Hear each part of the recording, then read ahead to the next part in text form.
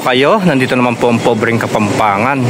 At ngayon ay papasok tayo dito sa Jeddah Historic District, na kung saan yung unang mga nanirahan yung mga Saudi noong unang panahon. Ayan, at ito yung pinakasentro, nakikita ninyo na pintuan dito sa harap na ito, sa Jeddah Historic District. At harap, pasok tayo. At ayan, maraming mga ginto yung mga nagtitinda rito dyan sa mga side na yan. Tuwing gabi makikita ninyo yung mga ginto na yan, napakarami at maraming pumupunta rito, nakabukas na nagtitinda, mga silver, mga gold. Ayan, dito sa lugar na ito. At ayan, meron din na mga nagtitinda ng mga kape dyan. At pinakasentro dito, makikita ninyo, napakaganda nito kapag gabi at nagliliwanag. Mga ginto, mga silver, ayan ang mga mabibili dito sa sentro. Ayan, napakalaking gusali, at sa ibaba, ayan, may mga nagtitinda ng mga gold, silver dyan sa ibaba, yan sa side na yan. At doon, tara, punta tayo doon at ipapakita ko sa inyo yung mga bahay ng mga Saudi noong unang panahon. At dito sa lugar na ito, ayan, makikita ninyo ay napakaraming mga nagtitinda ng mga silver, ginto, mga relos at iba pang mga gamit dito. At tuwing Biyernes, ayan, makikita ninyo kapag gabi, napakaraming tao dito, mga ibang lahi, kagaya ng Bangladesh, Indian, Pakistan, Yemeni, Sudani at mga Saudi. Tuwing Biyernes dito sila namamasyal. Ito guys, tignan ninyo, nire-renovate nila, pinapaganda itong mga buildings na to, yung mga tindahan nung unang panahon. Ayan, pinapaganda nila at nire-renovate, nire-restored. At ayan, dito para ka rin nasa Pilipinas. Tignan ninyo, oh. Sabi niya, bilhin na, mura dito. Ayan, oh. Diba? Hanggang doon yan, mga nagtitinda ng mga ginto. Ozol, ayan. Bili na, mura na dito. At may mga 21 carats sila, 22 carats. Ayan, yung mga 916 na silver dyan sa Ozol Gold and Jewelry. Yan dyan sa side na yan. At dito naman, ayan, mga nagtitinda ng mga mababang dinalagay kapag sa bahay. Ayan, incense, ayan dyan, mga silver house, mga watches, electronics dyan sa side na yan, mga luggage, kumot. Ayan, dyan sa lugar na yan, marami kang makikita at mga souvenirs. Ayan, dito. At dito naman yung for luxury heritage Al-Balad. Dito yan, mga souvenirs na mabibili ninyo dyan sa loob. Kapag nagpunta ka rito, yan, galing ka sa Saudi, yan, gusto nyo yung mga souvenirs na kitchen. Ayan, napakaraming mga mabibili dito sa loob. At tara, punta pa tayo banda roon. Mga perfume, ayan, mababango yan, oh. Ang babango nito, mga insenso, mga iba't ibang mga insenso dito sa lugar na ito. Mga kapag mag-uumpisa na yung sa sala, ay linalagay yung mga insenso na yan para bumango. Yung sabi nila, yung mga pantaboy na mga masamang elemento ay pagkapag naamoy yan ay natatakot sila at hindi na pumupunta. Yan yung mga tradisyon nila dito sa Saudi, mga pabango, mga insenso na nagpapausok sila. At tara, punta pa tayo banda doon sa Al-Dahab Street.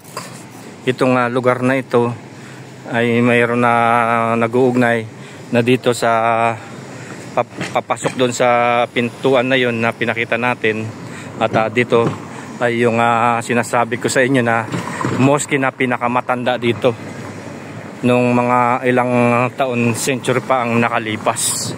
At tara, punta tayo at papakita ko sa inyo itong simbahan na to, yung mosque.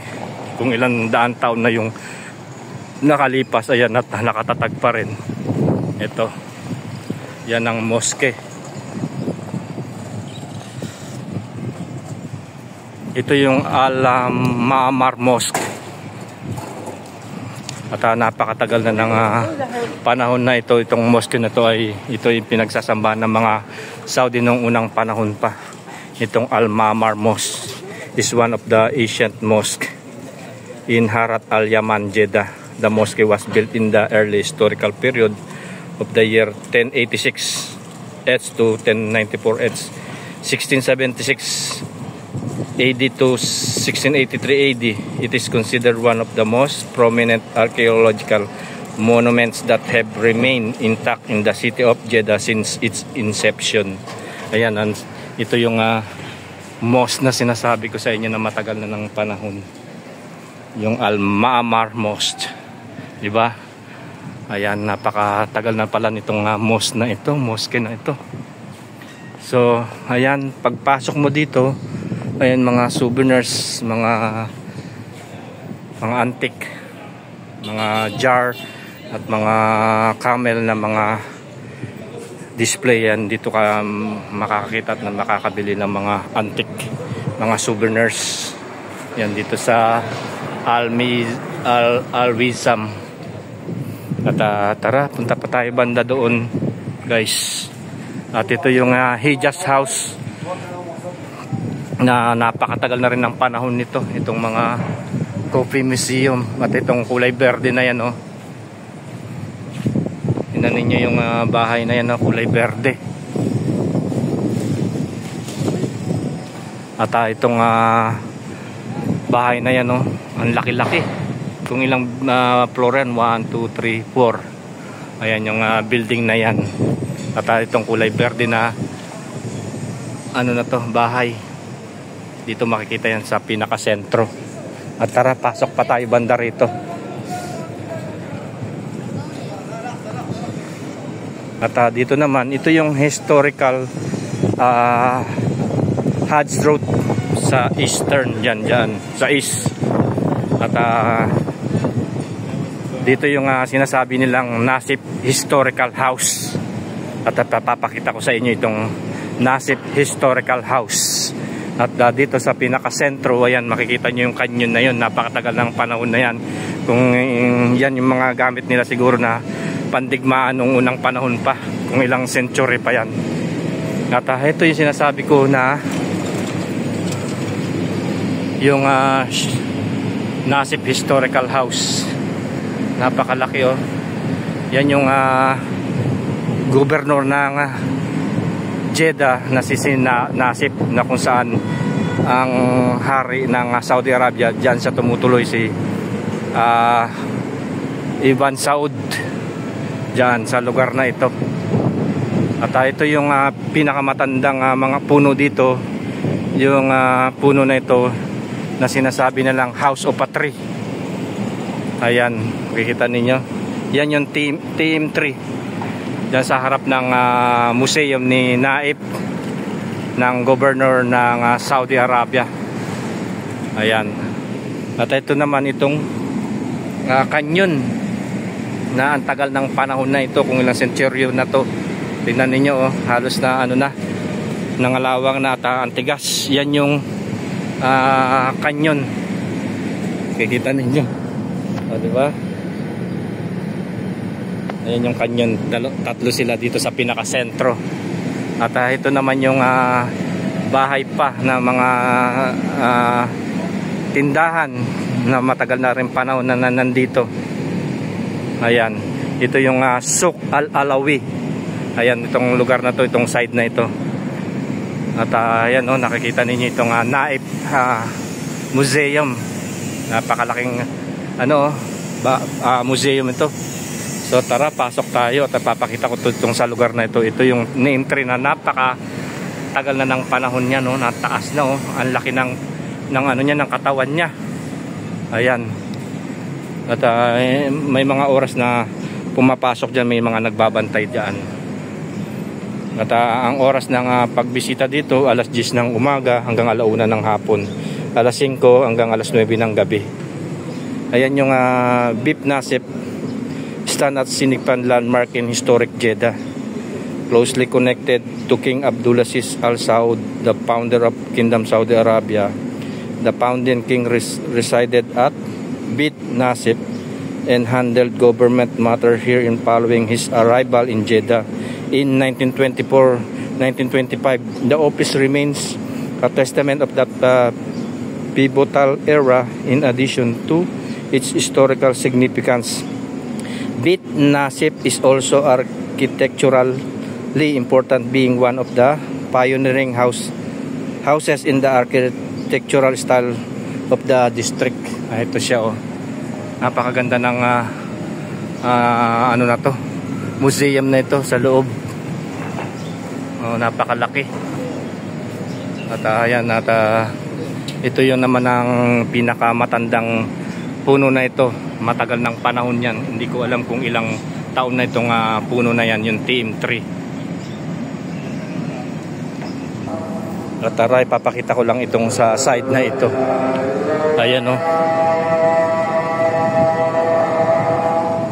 Napakalaki at napakaganda. Ayan yung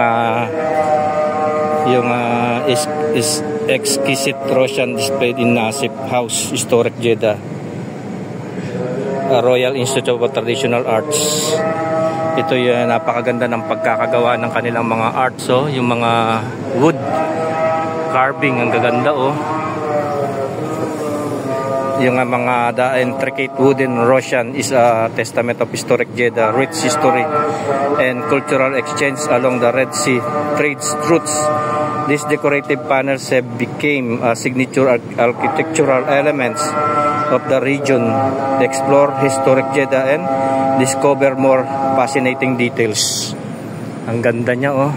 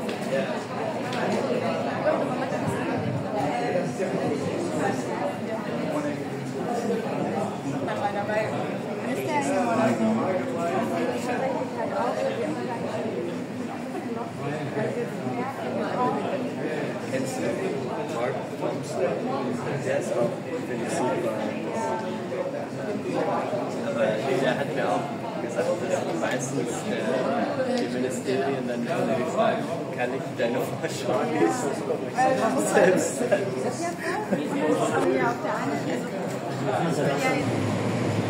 O, diba? Ito yung Nasip Museum. Tara, punta pa tayo banda doon at ipapakita ko sa inyo itong lugar na ito, na kung saan yung mga matatandang bahay dito noong unang panahon. At dito, ayan yung mga dekorasyon ng mga pagkakagawa ng mga kahoy. Ayan, no? Ganda oh. Diba? At ito yung mga kahoy na mga puzzles na dito makikita ninyo dito sa pinakasentro.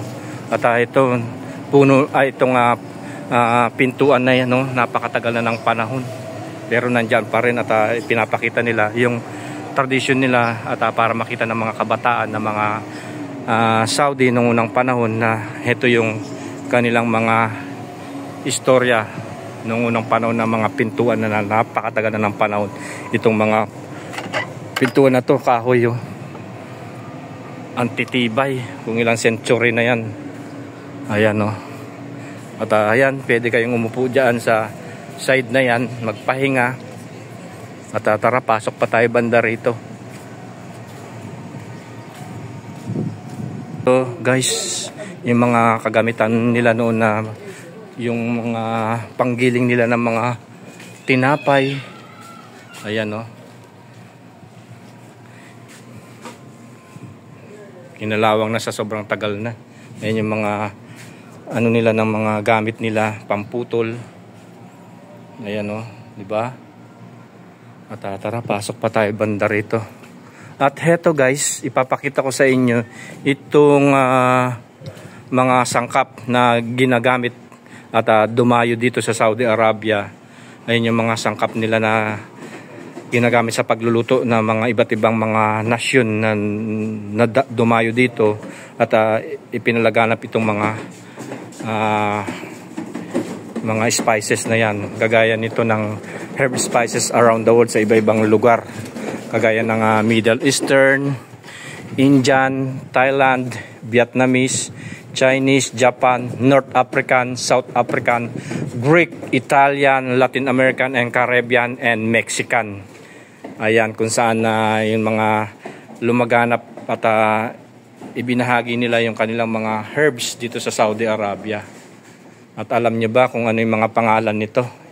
Papakita ko sa inyo itong cumin. Ayan, mga pangpasarap yan, pampasangkap na mga Saudi.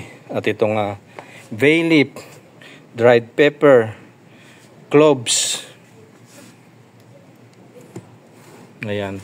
At itong black pepper, coriander, saji, cinnamon, Nigella sativa, alpena, cumin, chasteberry, chili, turmeric, ginger, at itong hibiscus. Ayan yung mga sangkap nila nung unang panahon guys, na ipinalaganap ng iba't ibang nation dito sa Saudi Arabia. Herb and spices na punta pa dito sa Saudi Arabia. Kaya yung mga nakikita ninyo yung mga spices nila at nabibili natin, mga pagkain ng mga kabsa, mga broasted, mga biryani, ayan dyan, at mga pagkain ng iba't ibang mga spices na pampalasa ng mga Saudi Arab dito sa Middle East. Heto, pasok tayo dito sa bahay nila ng unang panahon at wala nang mga nakatira dito. Halos siguro sa tagal na ng panahon iniwan na nila at nanirahan na sa iba-ibang lugar, kaya ito ay dinevelop at pinaganda pa para sa mga kabataan ng mga Saudi pa na makita nila na meron silang ganito na bahay na pa noong unang panahon. Ayan oh. Ang tataas, ang gaganda pa oh. At ito dito sa mga kali na ito, ayun yung mga bahay-bahay nila. At yung mga pagkakagawa pa ng kanilang mga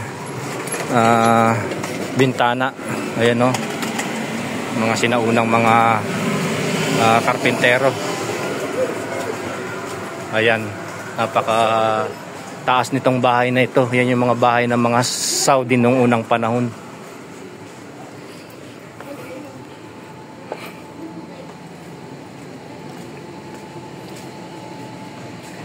Ayan. At napakaganda at napaka-presko dito sa lugar na ito dahil nga yung mga bahay nila gawa sa mga mga putik, mga muds at mga kahoy. At ito yung puno, napakatagal na rin panahon siguro itong puno na ito. Napakalaki oh. Tingnan nyo, nagugat-ugat na. Ayan oh. Tagal na ng panahon nitong puno na yan. Ayan yung mga bahay-bahay pa nila oh. At tara, punta pa tayo banda doon. At ipapakita ko pa sa inyo itong lugar na ito. Ang ganda. Parang yung bumalik ako sa mga bahay na ng unang panahon. Ayan. At tara, punta pa tayo banda rito. Tingnan ninyo oh. Ang ganda nitong lugar na ito. Mga sinaunang bahay ito, mga pinaganda pa at para makita ng mga tao na meron sila mga ganito na mga kabahayan nung unang panahon.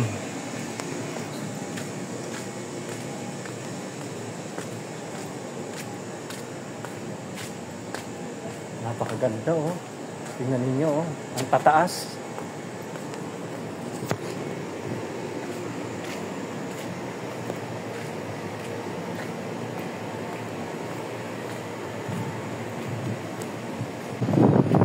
Ayan yung mga bahay nila. Nakikita ninyo. Parang dumaan ako sa mga dynasty ng mga unang bahay ng unang panahon na ito maalala ko. At kapag ako'y lumisan dito at yung mga unang mga tao na dito nanirahan ay nakita ko. Napakaganda ng lugar na ito sa Jeddah Historic.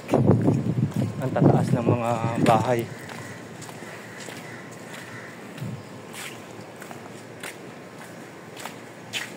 Ayan, ang ganda oh, di ba?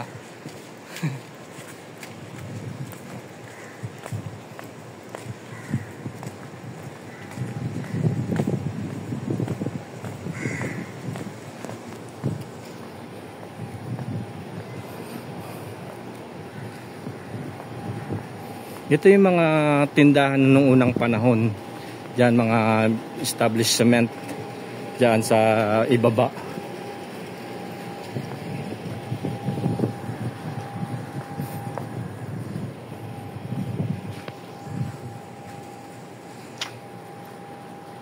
Ang ganda oh. Di ba? So ayan guys, maraming salamat sa panonood at sana nag-enjoy po kayo ngayon sa vlogs natin. Dito yan sa Jeddah Historic District dito sa Al Balad. Yan ang mga bahay na ng unang sinaunang panahon na dito nanirahan ng mga tao. At yung pinuntahan natin doon yung Nasif Museum kung saan yung kaharian ng Saudi kung doon sa tumutuloy sa gobernador si Nasif. Ayan, maraming salamat. Sana huwag niyong kalilimutan subscribe sa aking YouTube channel, Pobreng Kapampangan, and click bell button na rin. At don't forget to follow my page, Pobreng Kapampangan. Have a nice day. God bless po.